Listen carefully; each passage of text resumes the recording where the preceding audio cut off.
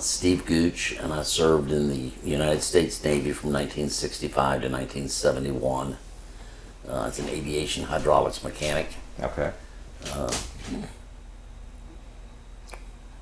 Proudly served.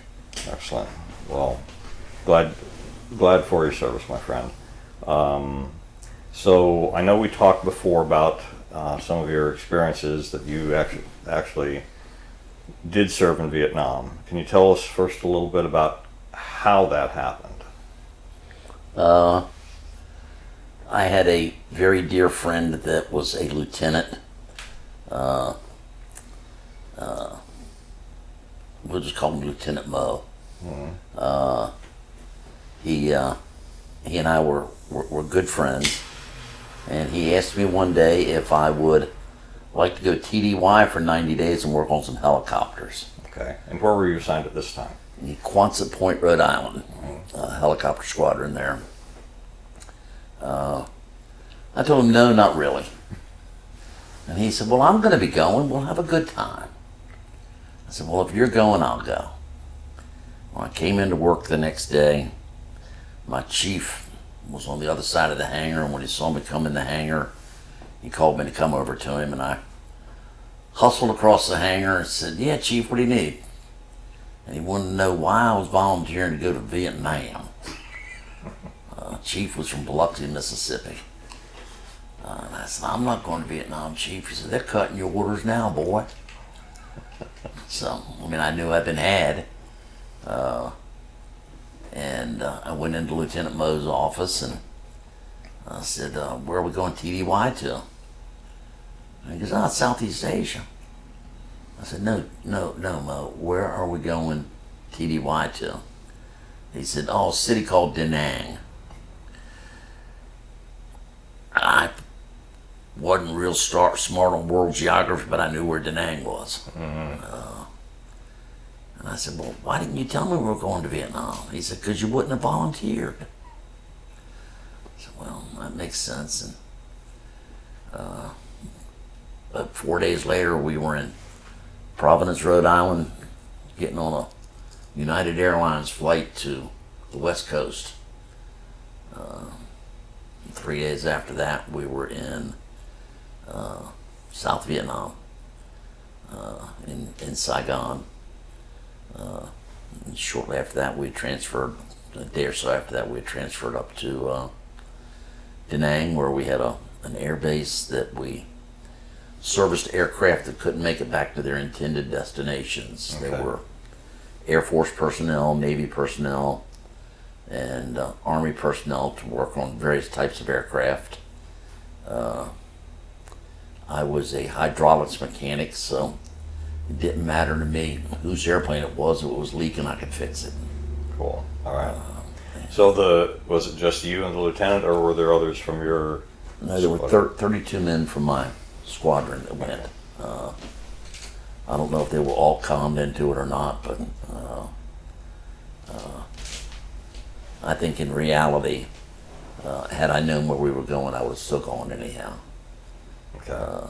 It was my job. It was. I had joined the service because I love my country. Mm-hmm. I'd finished school, although I was enrolled at the University of Maryland at the time. It just seemed like the right thing to do. Okay. So how long was your tour in Vietnam? Was it just that 90 days, or was it? Well, the 90 days turned into forever. It would have been, you're there until you get discharged, or when they could find 32 other guys to come and replace you. So it was pretty much, you were just there. Okay. So it was going to turn into, well, for me, about 11 months. Okay. I actually was there for 9 months, had a death in the family, and came home. Wasn't looking forward to going back. All right. But it was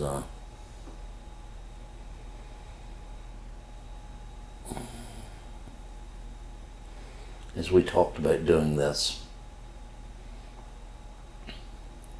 I realized realized that there were old wounds being opened. Right. If sharing what I've been through can help anybody else, then it's worth doing. All right. I appreciate that, Steve.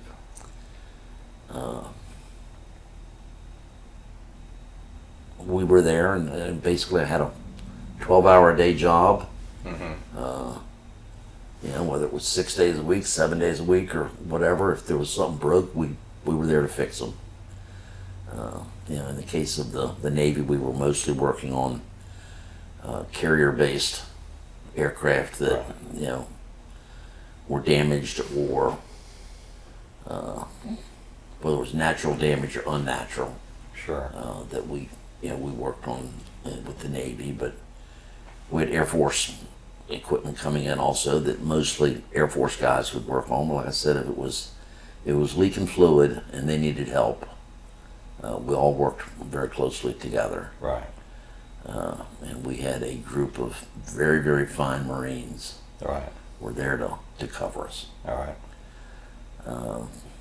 So that was, given the nature of the work, I'm assuming that the people who planned all this were thinking that your base was pretty secure. The base was extremely secure. I had left in November of 1967. We got in there in February. It turned out to be not so secure when February came along and Tet happened. We had unfortunately, while I was there, unfortunately, we'd had some aircraft that had been shot down, regardless of the Earth's parallel where they went down. We went to go get our pilots. Okay, so you went and your base not only did the maintenance and repairs, but you actually sent rescue teams out. We had helos on the deck all the time, both Army and Navy. That if help was needed, we were instantly on the way. And you know, God bless every guy I served with. Whoever was closest to the helos when the alarms went off, right, we were on them. We were ready to go. So you went on several of those missions? Three of them. Okay. And two were, not that any of them were uneventful, because we were able to pick up men that needed to be picked up and bring them back home, get them out of danger.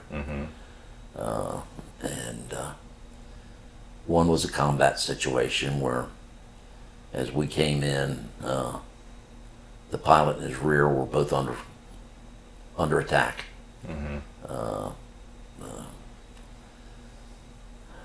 Whether they were uniformed soldiers attacking. It wasn't, you know, Viet Cong. It was, you know, uniformed guys, and whether they were North Vietnamese or whether they're Cambodian, I don't know. Right. I was oh wow! I was put in a position of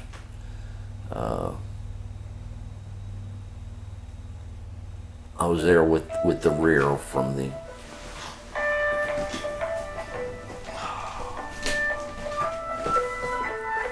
I'm sorry. It's not a I will problem. need to Silence that. silence my phone here. Yes. Yeah, I'm gonna just hit this for a break. I was there with the rear. You don't really call him a co-pilot, but with the rear, who had a broken leg. When we had helos coming in to give us supporting fire, we had enemy soldiers within 150 yards. Okay. So how many airships were involved in this one? 5. Okay. We had sent our original 3, which 2 of those were were well armed also, but the two Army helos that came in after were just purely defense. They were purely offense. Right. But the enemy had gotten close enough that that they kept coming, and I guess what I didn't ever anticipate, in joining the Navy was being in a position of combat and being faced with, do you save your own life and those of those around you, and Right. take others? Were you armed? Yeah. I had a Mossberg and a 45. I was pretty precise with both, and three enemy soldiers had gotten close enough that I had to return fire. And knowing that it was my job, knowing that it was my duty, doesn't take away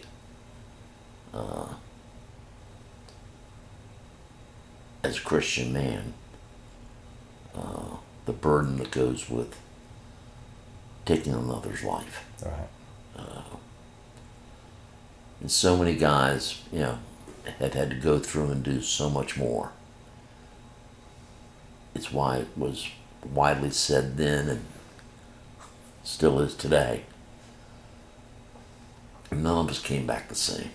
Right.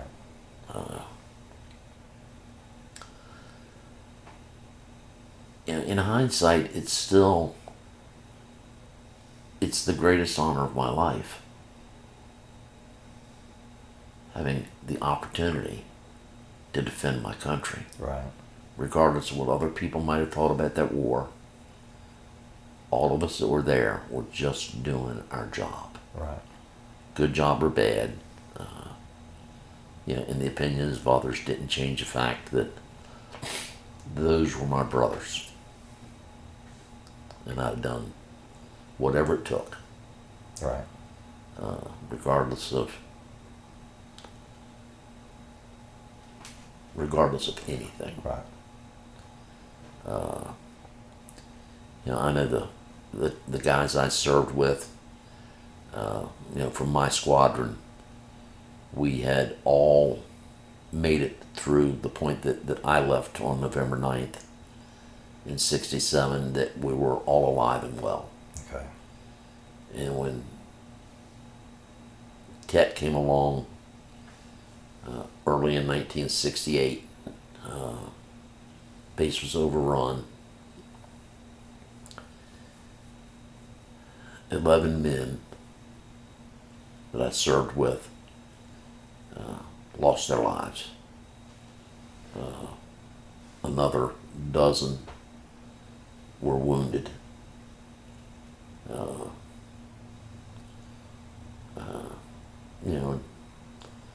Most of them ended up in Providence Naval Hospital, which was pretty close to Quonset Point where my squadron was at. Right.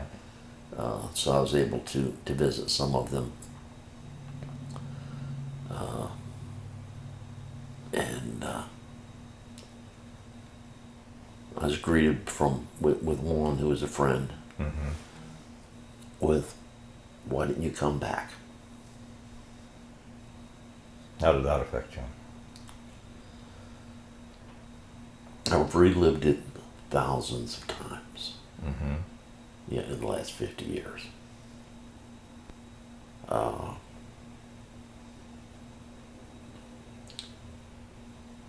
It was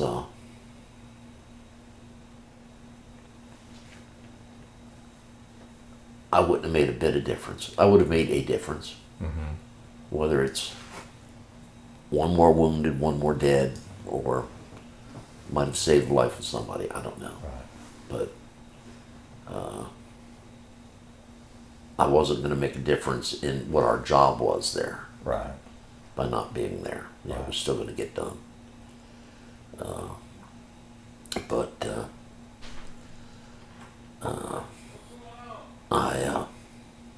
I often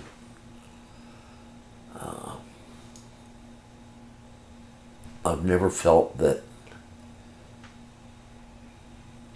We all know that PTSD is a real thing. We all know that you know, you can be compensated for what you went through. I never felt worthy of asking. Wow. I never will. What do you think would have made you feel worthy? Pardon? What this issue of not feeling worthy, what do you think would have made you feel worthy of that? Nothing. We didn't call it PTSD Right. in 1967. I mean, there was no such thing. There was never that diagnosis. It was shell shock, combat fatigue. Today, you know, guys are coming home from an equally horrific war Right.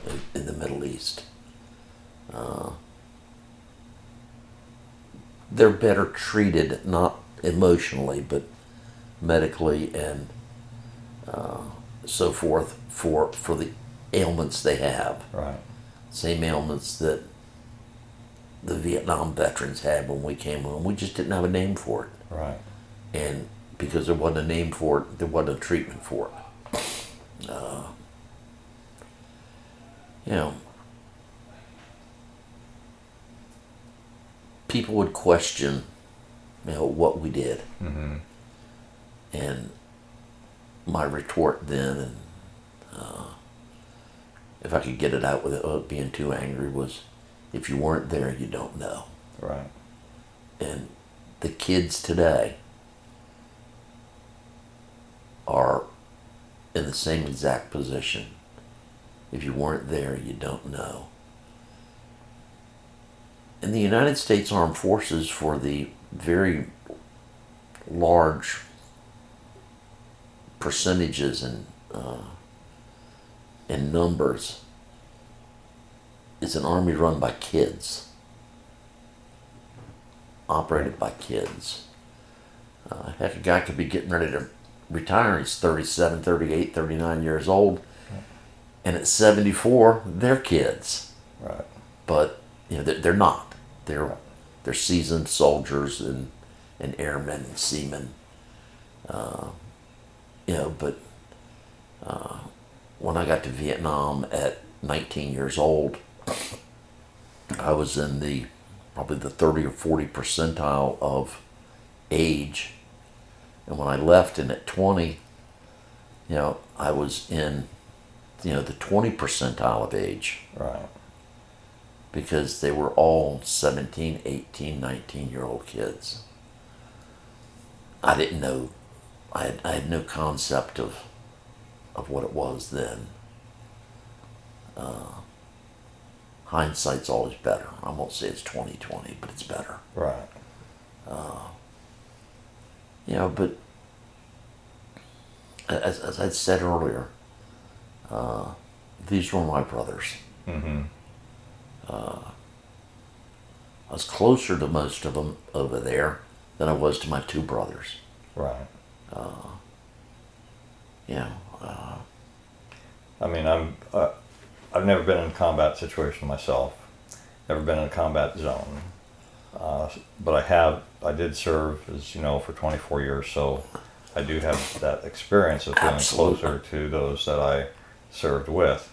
But can you tell me a little bit about, from your perspective, you know, what it was that made that time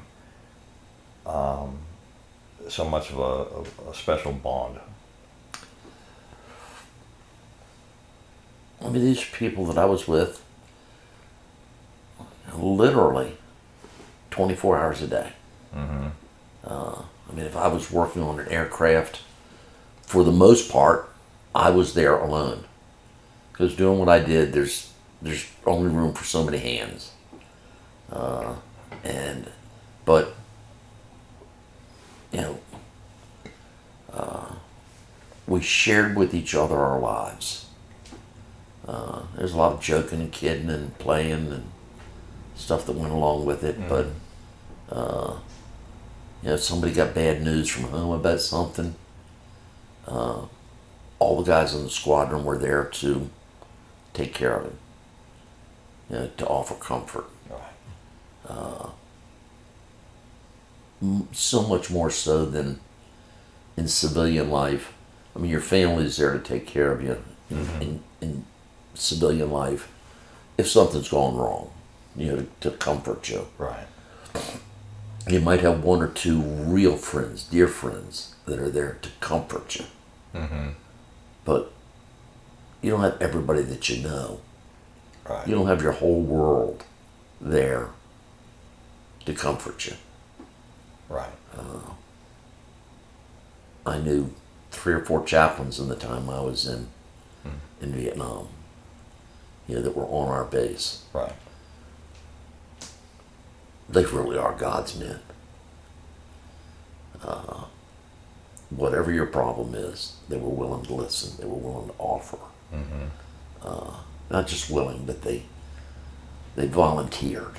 They came and said, how can I help you? Right. But my shipmates all did the same.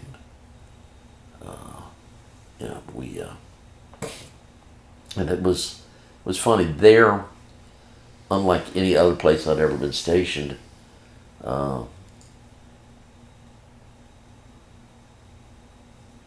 officer and enlisted men were so much closer there than any place else. And Lieutenant Mo, he was an older guy. He was 25. Yeah. But I mean, he might have been 28, I don't know.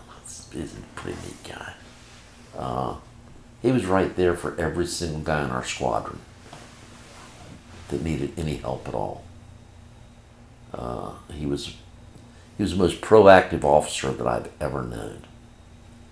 I got to know some pretty neat guys. But this guy,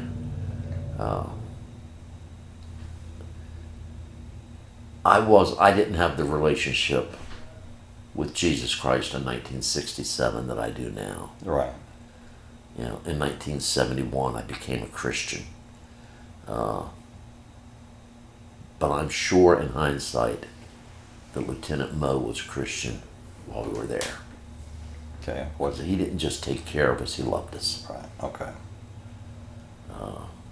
He'd offer to pray with you. I wasn't big on praying then. Except when I was scared. Pray a lot when you're scared. But it was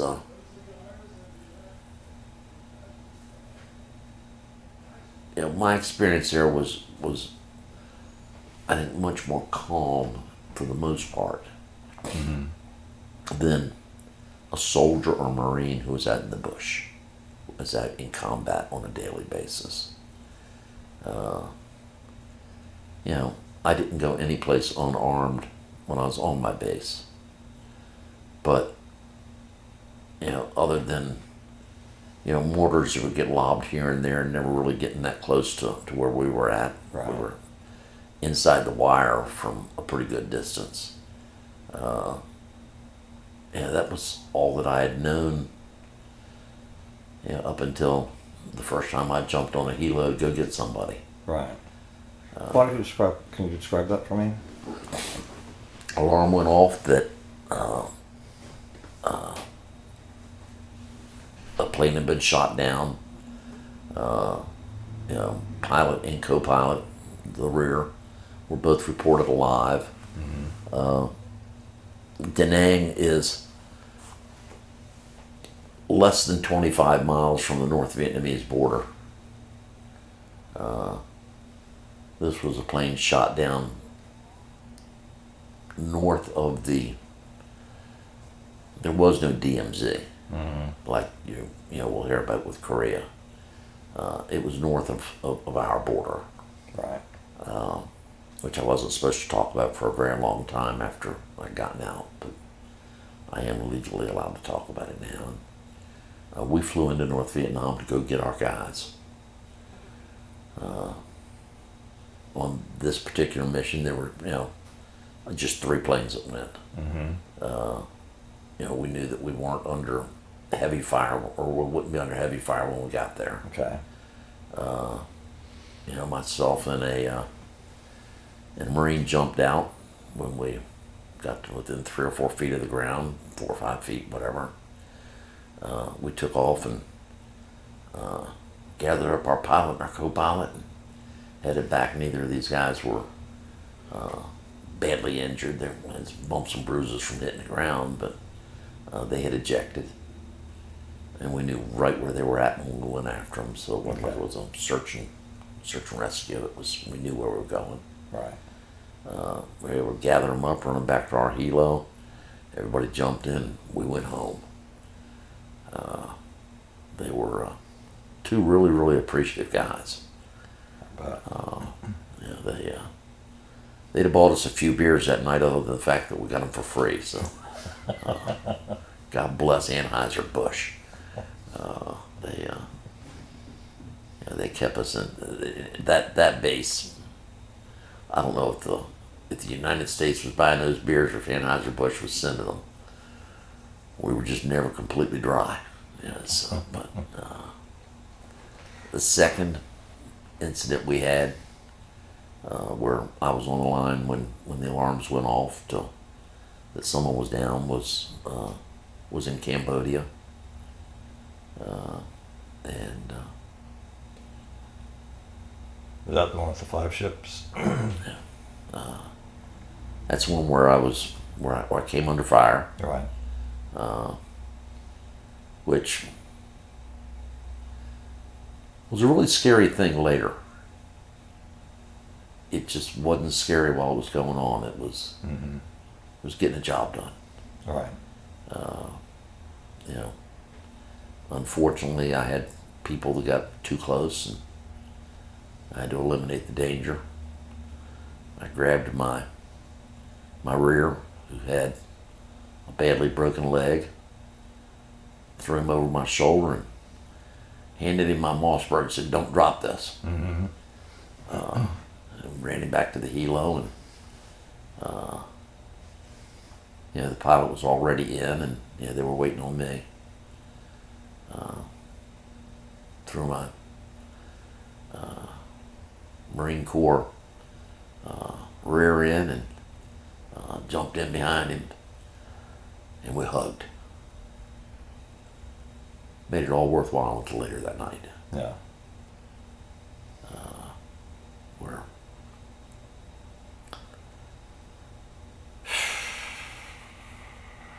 very young people gave up their lives that day. Fortunately, nobody on any of my 3 missions were killed. Right. I don't think anybody was even shot. We were certainly shot at the second one, but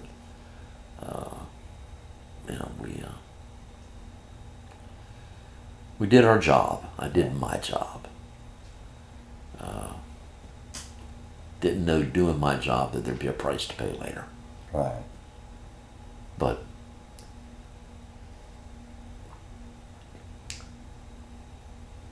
what I want to convey to everybody, though, is what you did, what you went through, was a job. You didn't do anything wrong to do your job. I did my job knowing that my charge, my rear, who I carried back to an aircraft and got him out of there, would be dead had I not been there to help. Right. Or someone not been there to help.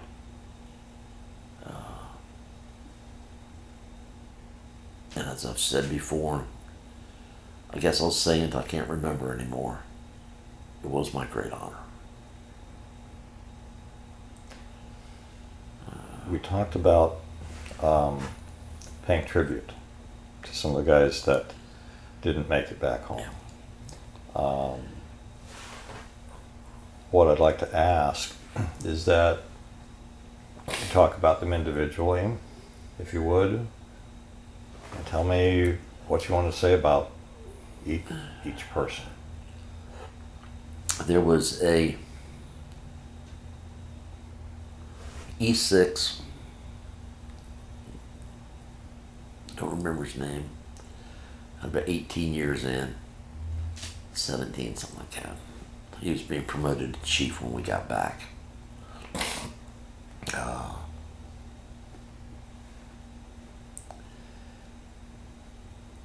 He was a sonar operator and sonar repairman, or equipment repair. I don't remember specifically what he worked on. I know he was a sonar operator. And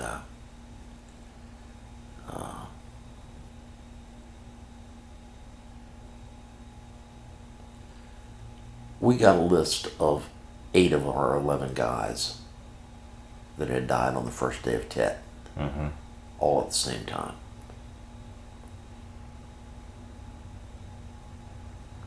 I'm sure that his family and any part of it that are still alive wouldn't mind my mentioning his name, but I don't think I should. But he was my friend and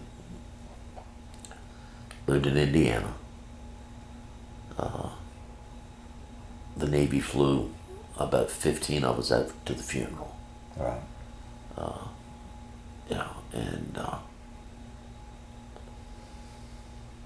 And his family was so proud of him.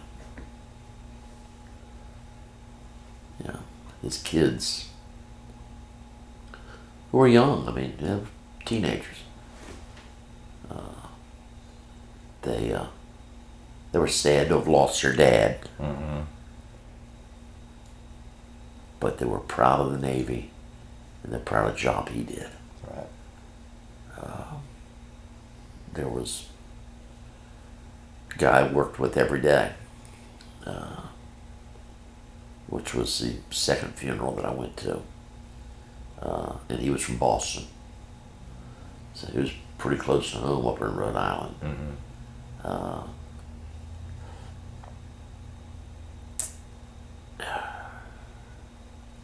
He was a plane mechanic of some sort. Well, not a mechanic, but a plane captain. He would, make sure that the aircraft were in proper working order before someone would be taking off and so forth. But he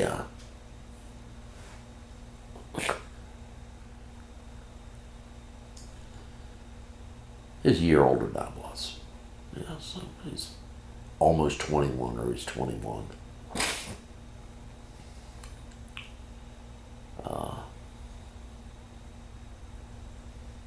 It was a hard funeral to go to.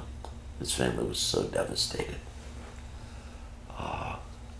Not that all of them weren't.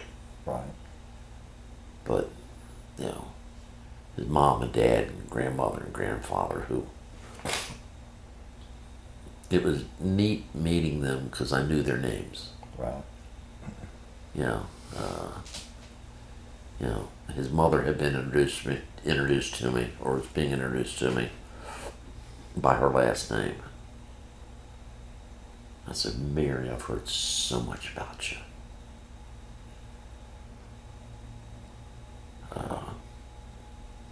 We hugged a long time. Told her how much,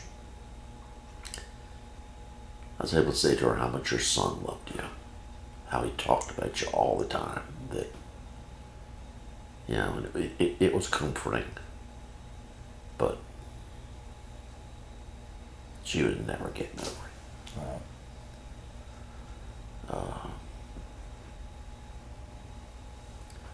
But all the guys that died, I mean, I didn't get to meet everyone. I went to 4 of the funerals. Right.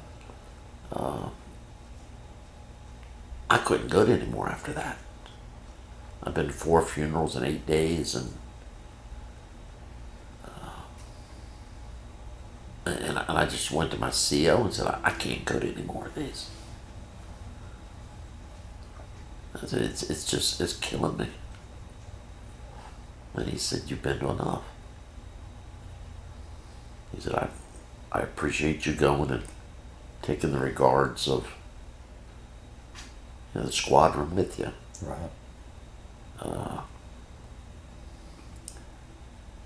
They disbanded the squadron HS9 like 18 months later. I mean, it just couldn't get over the loss. Right. I mean, just And that's a huge loss of the 32 people. That's a third. and another third were and injured. Another third injured. So 66% casualty. And about a third of the squadron was there. So I mean, it was still It's still 20% of the entire squadron, and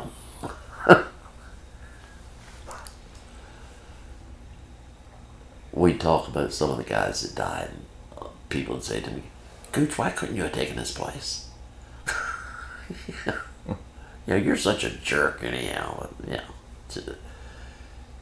Laughing about it was all we could do. right. You either laughed about it or you cried about it. And to be able to share the crazy things that we all did over there, while I was still there, Right. before Ted.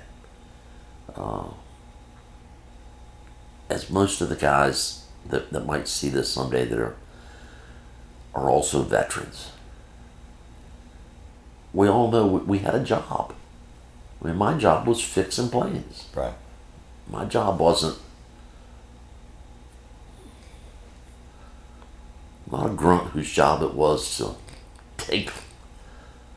Nobody's job is to take lives.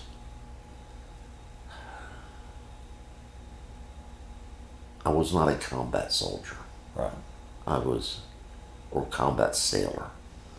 I was a sailor who was put in a combat situation, Right. and I did the best with it that I could. Yeah. I knew my mother would be very, very upset if I didn't come home. So, and I just, I can't. I remember you telling a little bit of a story about how she pulled a few strings to make sure you came home. Her father passed away. I won't say November 5th. It could be off a day or two, one way or the other. And my mother was very, very dear friends with the Archbishop in Washington, D.C. He was later Cardinal O'Boyle, but at the time he was an Archbishop. And when she got word that her dad had died, she called the Archbishop, and I think they were on a first name basis. But Right. now she was always referred to as Gooch, but she called him and said, "My father passed away. Stephen was instrumental in helping me to raise Stephen, and I need to get Stephen home. I'd met the man twice in my life, and wouldn't have known him if he had walked in the room. But Archbishop O'Boyle told my mother that he said, he would get in touch with the Red Cross, and maybe one of his parishioners could also help. The Archbishop was the pastor of the National Cathedral in Right. Washington, D.C. Well, his parishioner was the Secretary of the Navy. Nice parishioner to reach out to. Yeah. Yes. Okay. Okay. So we're back.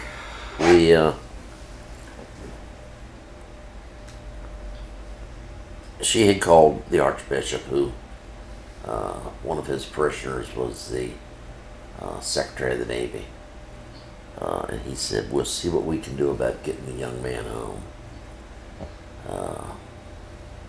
He made a phone call, and I'm sure those below him made phone calls, and that was daytime, whatever time, Right. In Washington D.C. And within a couple of hours, I had a visit from the chaplain. The absolute last thing anybody in the military wants, whether you're in combat or not, is a visit in the middle of the night from a chaplain. It's Usually not, not a good- ever good news. Not ever. But he came and said, Stephen, I need you to get up. We need to talk. And I sat up in my rack and I said, who's dead? And he said, we need to talk. I said, chaplain, who's dead? And he said, Stephen, that's Captain Chaplain. And we're going to go sit down and talk. I said, yes, sir. And when we sat down, he said, I hate to be the bearer of bad tidings, but, and I'm saying, is my mom dead? Is my dad dead? Or my brothers? And he says, your grandfather passed away yesterday. Or, I think it was actually 2 days before, 2 days ago. And I said, wow, that's really too bad. Who is this guy? And he said, but you're going home for the funeral. I said, well, that's great. I said, when am I leaving? He said, couple hours. It was like 4 in the morning. I left about 6:30. But he said, does that give you enough time to get ready? I said, I could be ready in about 20 minutes. But having all that time on my hands, I went ahead and packed my sea bag neatly, and what we in the Navy like to call our ditty bag. Right. It's a little, razors, combs, brushes, whatever, personal things. And I flew from Vietnam to Japan, and changed planes in Japan. And took a C-130 to Pearl, to Hawaii. I don't know if we stopped in the Philippines to refuel or not, but when I got to Hawaii, an airman from the Air Force C-130 had come back to me as we were on our final approach, and he said, when we land, don't worry about your sea bag. There's a plane waiting on the tarmac for you. What? I'm an E3. There's a plane waiting on the tarmac for me. And I said, well, where will it be? He said, it'll be the only one that looks like it's chrome and it's real shiny. So I just accepted that. And he said, we'll have your sea bag over there. So I grabbed my ditty bag when the C-130 landed, and rear hatch came down. I looked to the left. It was real easy to see. There was a plane sitting there on the tarmac with 3 stars on the tail. It was the Commandant of the Marine Corps aircraft. He was waiting to give me a ride home. Again, knowing the right people, mattered to, Right. but I hazard to say that was probably one of the very few times that the Commandant of the Marine Corps did such a waited thing. for anything. But no, that's not true. He's a very, very gracious man whose name I don't remember. But when I got off the rear deck of the C-130, I actually jogged all the way across, and I got within about 10 or 12 feet of him. I stopped and came to a salute, and he goes, "You must be Gooch." And I'm genuinely confused. You know, first off, why am I a priority? Second, how can anybody be priority enough for Commandant of the Marine Corps to know an E3's name? And I said, yes, sir, General. He said, get on up that ladder. He said, we'll take care of your sea bag. He almost made it sound like he was going to have something to do with that. Right. I'm sure he pointed. But went on board. There was two Army generals there and an admiral, along with Commandant. They were on the way back to the Pentagon for some meetings, I guess. But when I got up on it, I stopped to salute each one of these guys, and I'd salute the admiral first, and the two generals said, just store that. You know, you can owe me a salute later in life. Right. But here, you're just another serviceman. He said, we're going to get you home.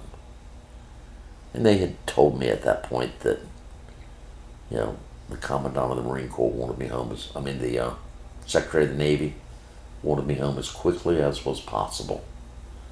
And that's why they waited 3 hours for me to land. Wow.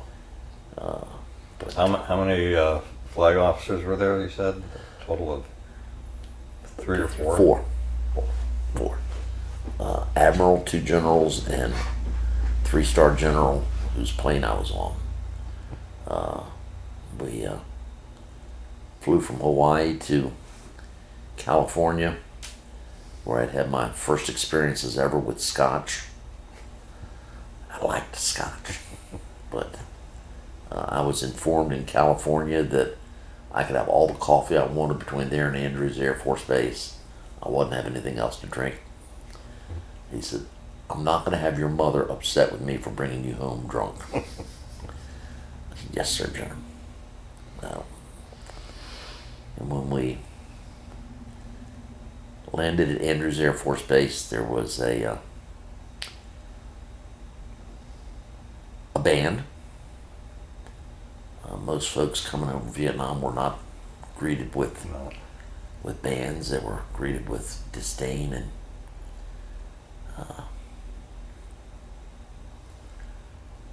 I don't even want to use the word hatred, because the people that had the disdain for the military weren't intelligent enough to know what love or hate was. They were bad people. But my mother and father were there at Andrews Air Force Base. We only lived about 25 miles from there anyhow. Commandant was kind enough to come over and introduce himself to my mom and dad. We went home. We went to Tacoma Park, Maryland, and spent the night in my own bed. So what was that experience? Because you're fairly quickly, you said probably just an overnight type of flight, or was it a multi-day flight? 36 hours 36 after hours. I had left Japan, we landed at Andrews Air Force Base. And I had about probably an hour and a half flight to Japan, but it was less than 48 hours from the time I was told my grandfather had died to You were home. till I was at Andrews Air Force Base. How was that for you? At first, it was very, very exhilarating. Yeah, that getting to hug my mom.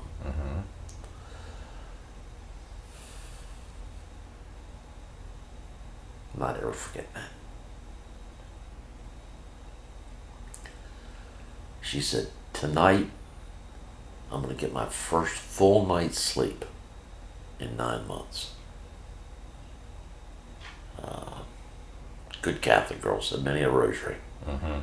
But she woke me up the next morning at about 9 o'clock. At which point I grabbed her by the throat. It just, we just over there. You didn't wake somebody up shaking their shoulders or their arms. You know, tickle their feet, hit them in the feet, poke them with a broom handle. You know, depending on just how crazy the person was, you were waking up. But second day that I was home, she woke me up poking me in the feet. I didn't wake up hostile anyhow, but and she told me we need to talk. I said, about what? She said, about the last 9 months. I said, no, we don't. No, we don't. And she said, Stevie, you have to talk to somebody, and you can't talk to your father. She said, I know you can't talk to your father. She said, but you have to share this.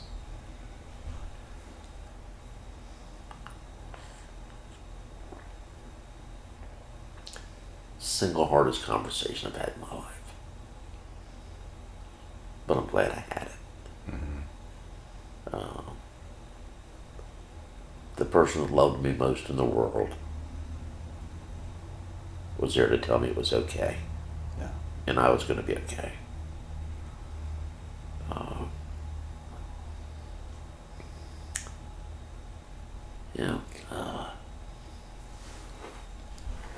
When I went back to Rhode Island, they were talking about me going back to Vietnam. I had a 14-day leave, which they were kind enough not to start my leave until I got off the plane at Andrews. So I gave them a couple extra days. And then I told them that I had to go to sick bay the next day. I had a shoulder that would come out of joint very often. That I could make come out of joint, that I tried to always avoid making that motion. And my chief, same chief, said, no, you're going back, boy. I said, no, I'm not, chief. And he said, you gonna get written up for disobeying orders? And I said, no, I'm not, chief. I said, I might get written up for desertion because I went to Canada, but I went to sick call the next day and at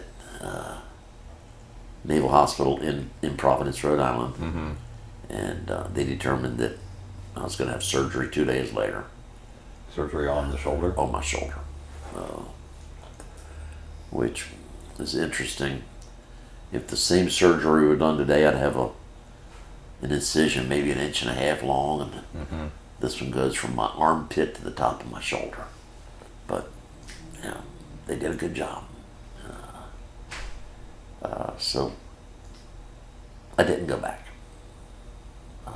You were in recovery rehab for what, months afterwards? 3 months. It was close to the beginning of December.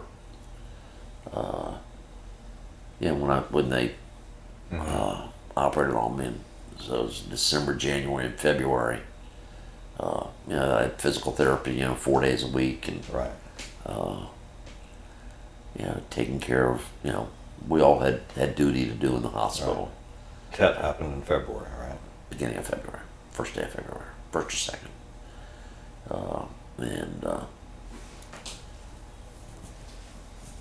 So what did they do with the unit over there that was left of them? Sent every one of them home. Everybody came home.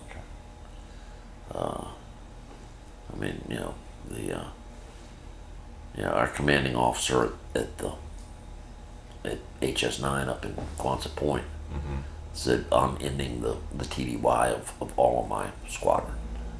Yeah, sent all of them home. They were, a couple of the officers that were there waited and came home with guys that were wounded. They had been basically triaged, in Vietnam, or on carriers off of Vietnam, and taking care of whatever emergency surgeries had to be done, and then sent them home to to the best doctors that the Navy had available. Well, Right. that the country had available.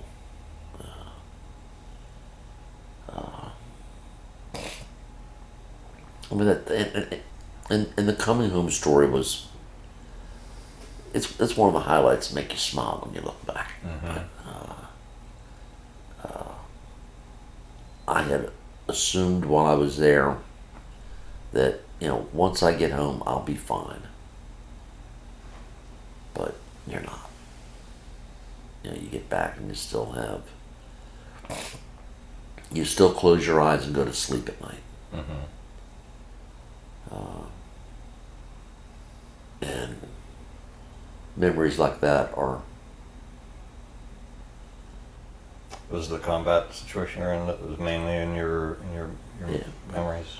I mean, I didn't, if I'd had a dream about fixing aircraft or playing poker, wouldn't have been something that would have woke me up in the night. Right. But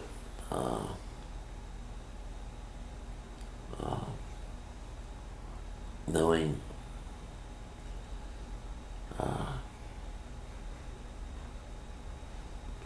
I'm not sure why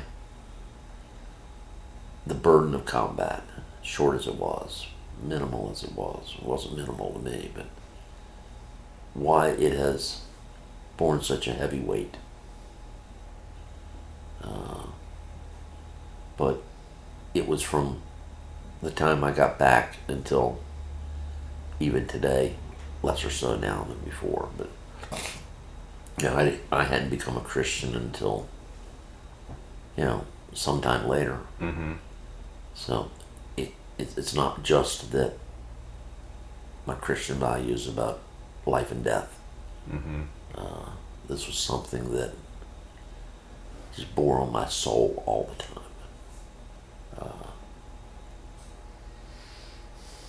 And it's not that I admire guys who it doesn't bother them. It's certainly not that I begrudge them not having it. I think it hurts everybody.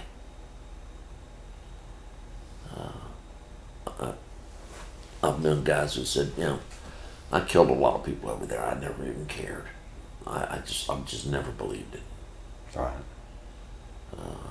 There's a lot of bravado in saying that. It was my job to do. I did my job, and I'm proud of myself. I just don't believe it.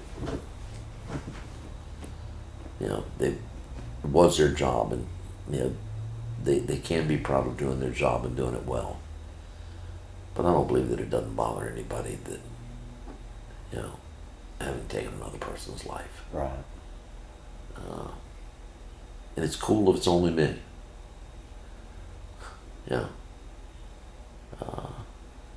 If it doesn't bother anybody else. Right. I just don't believe it. I agree with you.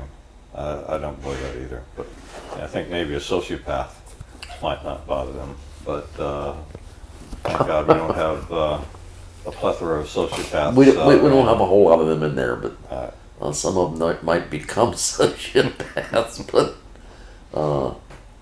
I served in the military with people, for the most part, my own age, who would join for whatever reason, and we served and did the best job we could. Right. Now, some of the Marines I served with, their thinking wasn't quite the same as most normal people. God bless the United States Marine Corps. Right. Semper Fi, but they covered our butts all the time. Right. So, thinking about some of the folks who may watch parts of this video, thinking about fellow veterans, Yes. your era veterans and others, what would you say to them as advice in terms of telling the stories? You and I had discussed this a couple times before today. you had asked me, would I care to do this? And I'd said I'd be happy to. Mm-hmm. Well, I'm not happy to. This is much more difficult than I anticipated it would be. You know, I've done a lot of praying during this as well as before this. Right. If my sharing any of my experience can help anybody on earth, I want to be able to do that. Okay. I appreciate you doing that. I know how hard it was for me, especially the first 6 or 7 or 8 years, Mm-hmm. 5 or 6 years. And I was almost 40 before I'd even talk to anybody about Vietnam. I mean, it's part of my life. I didn't want to, I'd see it at night sometimes, Mm-hmm. but I didn't want the wound opened. And it's a wound. Right. I wasn't shot. I wasn't bayoneted. I wasn't physically damaged. But I was wounded. And we all are. All of us that have to go through losing friends, through taking lives, through having friends injured and hurt and left wounded or crippled, or, and I don't mean to use the word crippled, disabled. Right. We all share so much. You said that this has been harder than you thought it was going to be. Thinking about other veterans and your advice to them, would you, if we, as we proceed with this series that we want to do, would you? Wholeheartedly, I would say, share your story. Okay. Help your brothers. I know deep down that this is going to help me also. Okay. I've spoken to individual friends over the years about my experience. Mm-hmm. I've never spoken to a group about my experience. I've got a group I meet with at the VA of not just Vietnam veterans, but Gulf War and Mm-hmm. veterans, and a lot of younger guys than I am. Mm-hmm. That I can talk with them one-on-one. I've been asked to, address the group before. I can't do it. Well, maybe I can. Maybe I'll do it now. Yeah. But, and it's not that, it's not shame. It's not being afraid to cry. Right. I cry over a real good steak sometimes, but there's no shame or anything, along that line. But There's pain. That's why I'm hearing what it's I'm getting. it just hurts to relive the loss. Mm-hmm. I've never talked to anybody in my life about going to those funerals. Thank you for sharing that. Thank you for asking.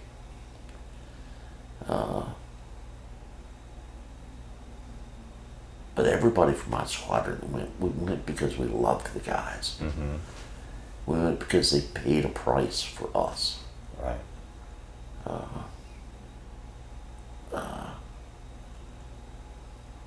For years, I would have regret or I had regret over not going back. Right. Sort of survivor guilt kind of Yeah. sense. But I don't really have that. I don't have that regret anymore. All right. I mean, well, first off, knowing that it wasn't God's plan for me to go back. Right. It wasn't God's plan for me to get wounded or killed or anything else. I mean, Right. but yeah, if other veterans do see this, I hope that one, it can help to lessen their pain, Mm-hmm.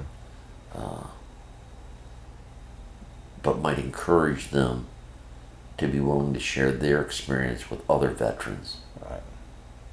that it might help them also. We've all got our own story. Right. Mine's just a real old story, that's all. That's all right. And Thinking about the families of those who didn't make it back home. You know, our project has as its mission to tell the life stories of their lost loved ones.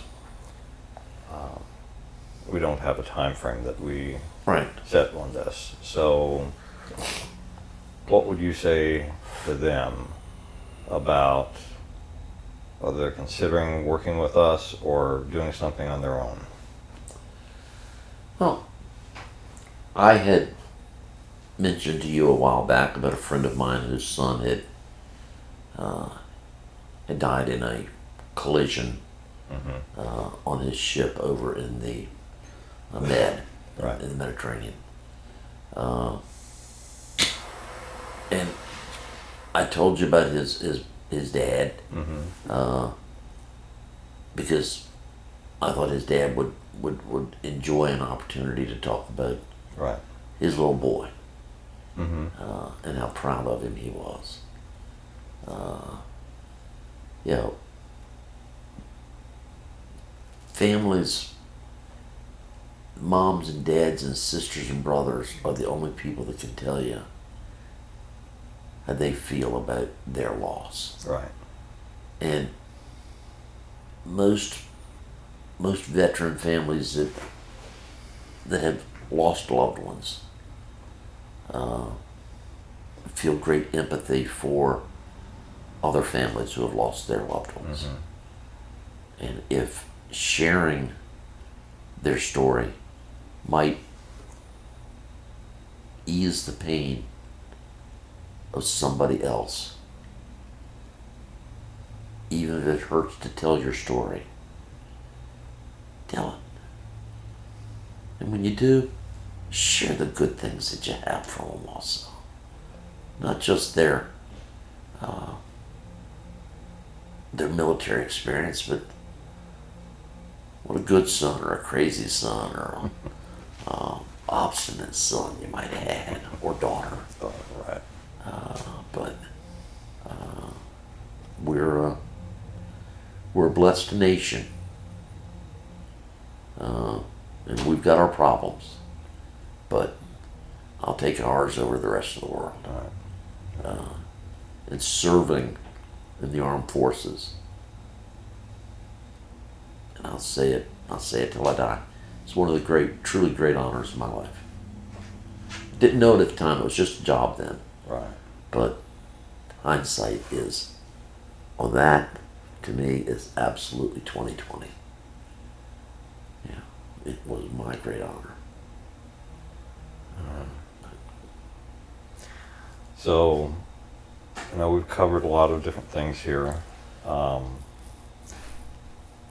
Before we wrap this up, any last thoughts, any last words that you'd like to say to me or to say to whoever may watch this later on about this experience, about the guys that were there, about your time, about anything? Yeah, I'd be remiss not to say, I've mentioned several times throughout this that on August 8th, well, I didn't mention the date, but on August 8th, 1971, I became a Christian. Mm-hmm.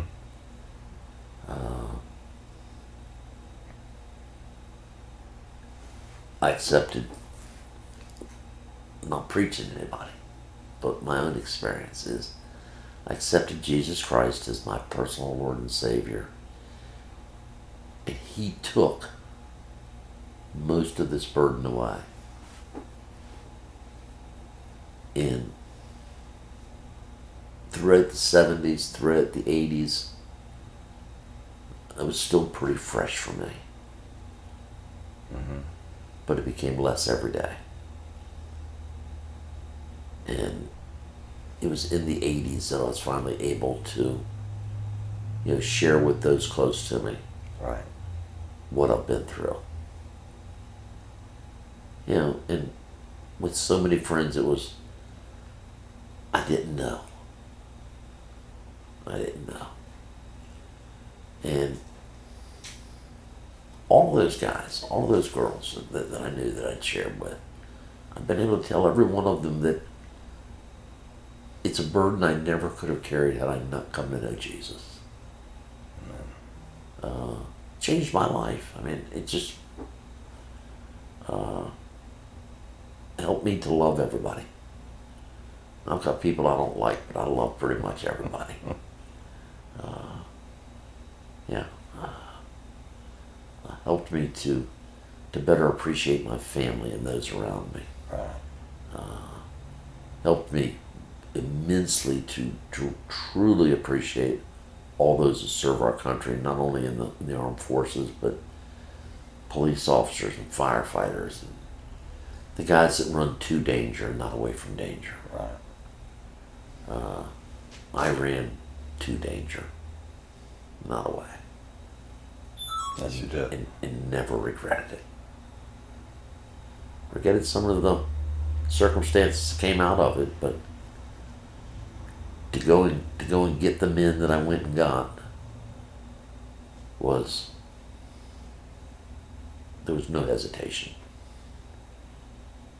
Alarm went off, I was going. And God bless every single one of you guys and ladies that have served.